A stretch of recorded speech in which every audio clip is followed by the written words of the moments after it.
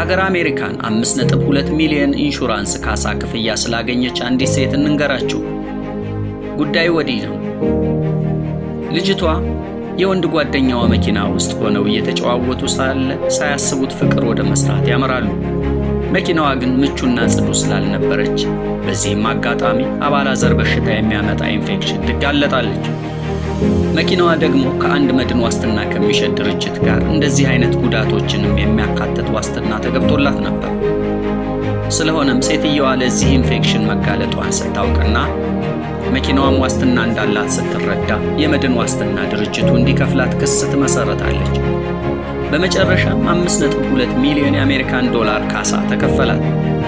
ዜናው የስካይ ኒውስ፣ ከተማዋ ደግሞ ሚዙሪ ግዛት ናት፣ አሜሪካ።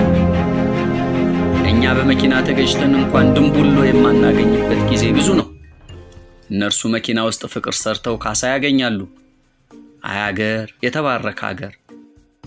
ደግሞ አሜሪካንን ነው የተባረከ ያልነው።